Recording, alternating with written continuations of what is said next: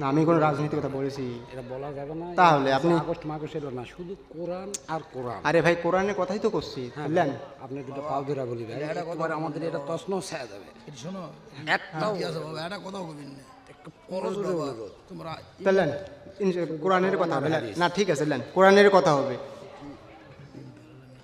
কোনো কথা বলে তোমার ইয়ালে করো আল্লাহ কুমার। ওয়াজের মাঝখানে যে এরকম বাধা হলে কি মানে ওয়াজ করা যাবে কোন? তো আজকে যারা বাংলাদেশে বিএনপি করে তারকে এটা বোঝা দরকার। আজকে আমরা হুজুররা আছে বেকায়দায়।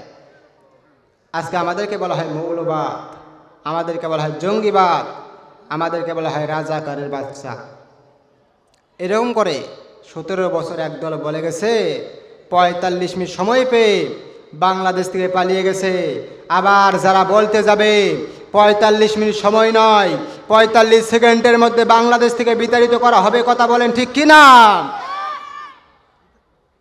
সেটা আজকে একটা খবর দেখলাম, বাংলাদেশে যে আওয়ামী লীগের শামীম ওসমান আছে না, চিনেন না?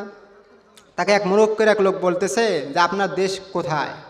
সে বলতেছে আমার দেশ হলো দুবাই, আমি দুবাইতে থাকি, আমি দুবাইয়ের মানুষ। বাংলাদেশের কথা বলতেও লজ্জা লাগতেছে ওর।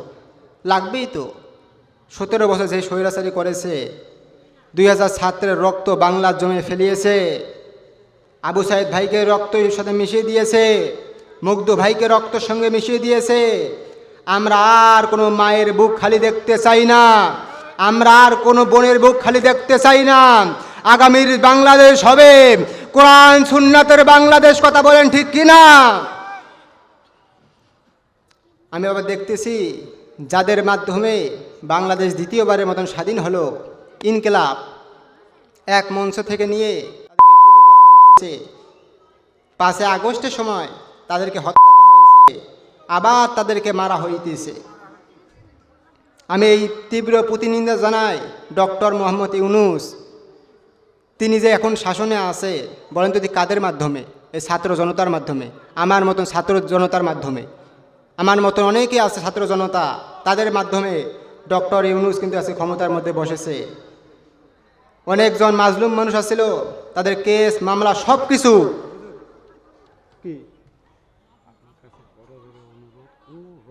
না, আমি কোনো রাজনীতির কথা বলেছি? এটা বলা যাবে না। তাহলে আপনি আগস্ট মাগস্ট এলো না, শুধু কোরআন আর কোরআন। আরে ভাই, কোরআনের কথাই তো করছি, বুঝলেন? আপনি দুটো পাও ধরা বলি ভাই, একবার আমাদের এটা তছন ছায়া যাবে। শোনো, একটাও একটা কথাও কবিন না। একটু পরজোরে অনুরোধ। তোমরা বললেন কোরআনের কথা হবে না? ঠিক আছে, বললেন কোরআনের কথা হবে। কোনো কথা বলে তোমার ইয়ালে করো আল্লাহ কুমার। ওয়াজের মাঝখানে যে এরকম বাধা হলে কি মানে ওয়াজ করা যাবে কোন? তো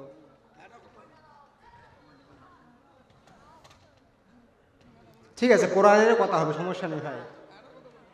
এই কোরআনের মধ্যে বলেন তো দেখি রাজনীতির কথা আছে না নাই? এই নামাজের কথা আছে 82 বার, হজের কথা আছে একবার, জাকাতের কথা আছে একবার, আল্লাহ জমিনে আল্লাহ দিনকে প্রতিষ্ঠিত করা লাগবে এই কথা আছে 905 বার। আল্লাহকে এমনি এমনি দিয়েছে? ওইটাই তো কোরআনের আলোকেই বলতেছি। তো কোরআনের কথাই তো হচ্ছে বাজান, আপনারা ভুল বুঝলে হবে। তাই তাহলে কোরআনের কথাই হবে, সমস্যা নাই। আজকে বলেন তো দেখি, এই কোরআন থেকে কথা শুনবেন, এই কোরআনের মধ্যে কোনো সন্দেহ আছে, কোনো ধোঁকা আছে, কোনো গোজামিল আছে? মুত্তাকিনদের জন্য রয়েছে হেদায়েতের খোরাক। নবীজি বলেছেন, মান কলা বিহি সদাক, যে কোরআন থেকে কথা বলে সে সত্য কথা বলে। তা বলেন তো দেখি, যাদের সঙ্গে আল্লাহর কোরআনের সম্পর্ক আছে তাদের সম্মান মর্যাদা আল্লাহর কাছে কম না বেশি? কথা বলেন, কী রকম বেশি? আমি আপনাদেরকে একটা যুক্তি দেই, যে একটা গাছ দিয়ে 3টে জিনিস বানাইছেন, একটা খাট, একটা সোফা, একটা রেহাল। বলেন তো দেখি 3টা জিনিসের মধ্যে দাম বেশি কার? বেশি দাম। এখন যে আমি আপনাদেরকে একটা প্রশ্ন করি, যে আমি আপনাদেরকে একটা রেহাল দেবো, আপনাদের খাটটা আমাকে দেন তো দেখি, দেবেন? দেবেন না কেন? কারণ খাটের দাম হলো 50,000 টাকা, রেহালের দাম হলো 50 টাকা। ওই রকম খাটের দাম বেশি, সোফার দাম বেশি, রেহালের সম্মান বেশি, কথা বলেন ঠিক কি না? যাদের সঙ্গে আল্লাহর কোরআনের সম্পর্ক আছে তার সম্মানটা আল্লাহ তাআলা কেমনে বাড়িয়ে দেয়, একটু শুনলে বুঝতে পারবেন। অদ্য পৃথিবীর খলিফা আমিরুল মুকমিন হযরত ওমর ফারুক রাদিয়াল্লাহু তাআলা, তিনি একবার গভীর রজনীতে তিনি নীরবে তিনি কান্না করতেছেন। এমন সময় আবু যর গিফারী রাদিয়াল্লাহু তাআলা বলতেছেন, ইয়া আমির আল মুকমিন, আপনি কেন কান্না করতেছেন আমি একটু জানতে চাই।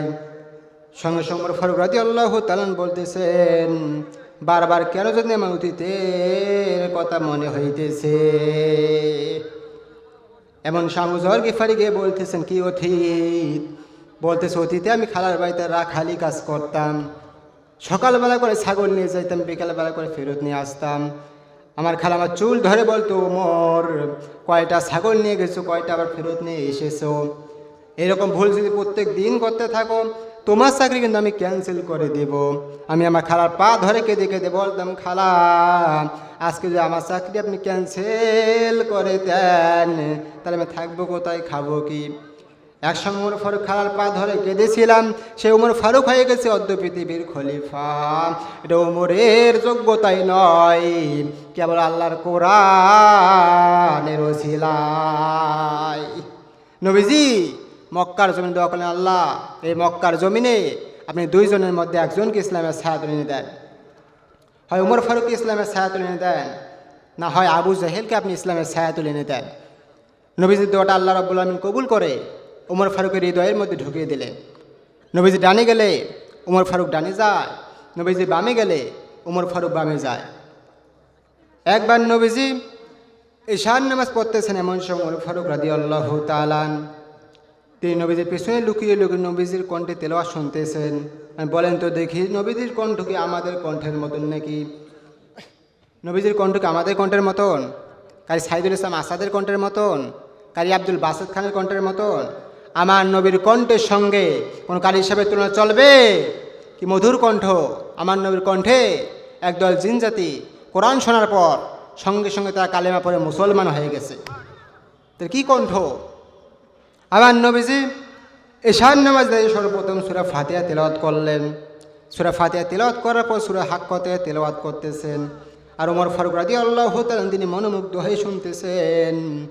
এত সুন্দর কথা, এত সুন্দর কথার গাঁথনি, মনে হয় মুহাম্মদ মনে হয় কবি হয়ে গেছে। এমন সময় নবীজি সূরা হাক্কা থেকে তেলাওয়াত করতেছেন, ওয়ামা হুয়া বিকৌলি শাইরিন কলিলাম মা তুকমিনুন। এটা কোনো কবির বা কবিতা নয়, তোমরা অল্প সংখ্যক লোক তোমরা ঈমান আনো।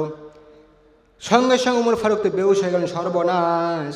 মনে মনে ভাবলাম মনে হয় মোহাম্মদ কবি। তিনি বলতেছেন, না, কবির বানানো কবিতা নয়। তাহলে মোহাম্মদ মনে হয় গণক হয়ে গেছে। মানুষের মনের মধ্যে কি চলে না চলে সব কিছু বলতে পারে। মোহাম্মদ মনে হয় গণক হয়ে গেছে।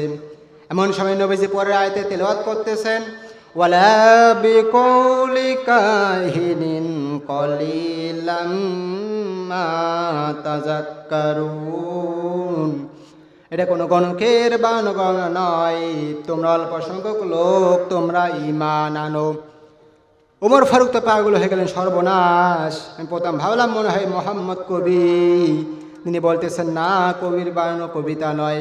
তারপরে ভাবলাম মনে হয় মোহাম্মদ গণক। তিনি বলতেছেন, না, গণকের বানানো গণনা নয়। তাহলে কি পরে মোহাম্মদ?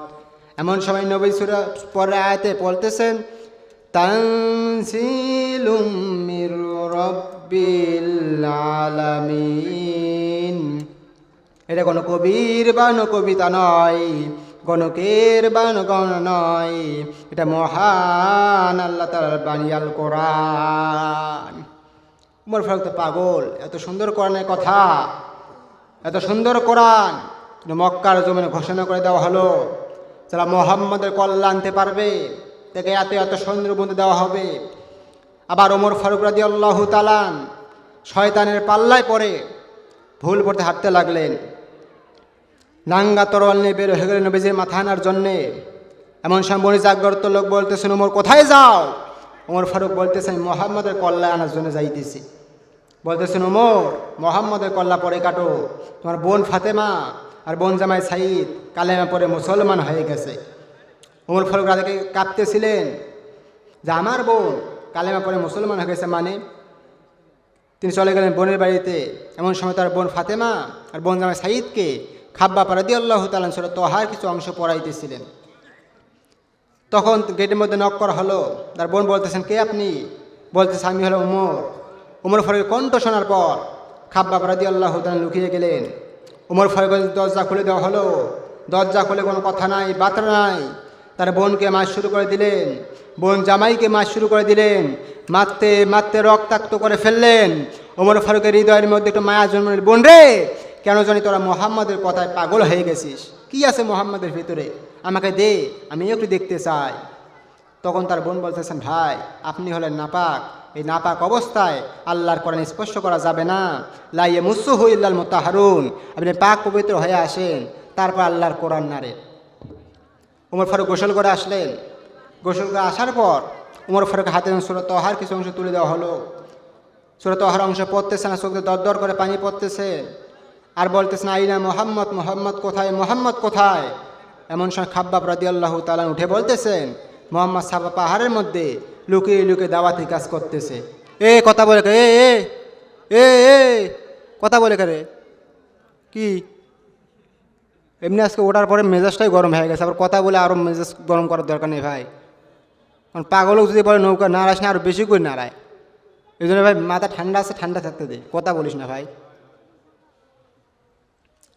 তখন তিনি পাগলের মতন ছুটতে লাগলেন। ছুটতে ছুটতে সাফা পাহাড়ের কাছে চলে গেলেন। এমন সময় নবী চাচা আমির হামজা বলতেছে, নবীজি আপনি এখান থেকে পালিয়ে যান, ওই যে ওমর আসতেছে আপনার মাথা নেওয়ার জন্যে। বলতেছেন, না চাচা আজকে আমি এখান থেকে পালাবো না, আমার মনে হয় আজকে ওমর কালেমা পড়ে মুসলমান হয়ে যাবে। উমর ফারুক এসে বলতেছেন, আশহাদু আল্লা ইলাহা ইল্লাল্লাহ ওয়া আশহাদু আন্না মুহাম্মাদান আবদুহু ওয়া রাসূলুহু, আমি সাক্ষ্য দিলাম আল্লাহ তাআলা এক, আল্লাহ তাআলা অদ্বিতীয়, তার কোনো শরিক নাই, নিশ্চয়ই মুহাম্মদ সাল্লাল্লাহু আলাইহি ওয়াসাল্লাম আল্লাহ তাআলার বান্দা এবং রাসূল। না মুসলিম সাহাবীদের মধ্যে হাসির বন্যা ফুটে গেল, নবীজি নিজেও হাসতেছে। উমর ফারুক কাছে গিয়ে বলতেছেন, ইয়া রাসূলুল্লাহ, আমি যে উমর কালেমা পড়ে মুসলমান হয়ে গেলাম। উমর ফারুকের 3টা প্রশ্নের জবাব আপনাকে দেওয়া লাগবে। নবীজি বলছে, হ্যাঁ আমার প্রশ্ন করতে পারো। বলছে, আমার 1 নম্বর প্রশ্ন হলো, নবীজি বলেন তো দিকে আল্লাহ তাআলা সত্য? তো নবীজি বলছে, হ্যাঁ ওমর আল্লাহ তাআলা সত্য। তখন বলতেছে, আমার 2 নম্বর প্রশ্ন হলো, ইসলাম ধর্ম কি সত্য? বা হ্যাঁ ওমর ইসলাম ধর্ম সত্য। তখন বলতেছে, আমার 3 নম্বর প্রশ্ন হলো, আপনি নবী কি সত্য? বা হ্যাঁ ওমর আমি আল্লাহর নবী সত্য।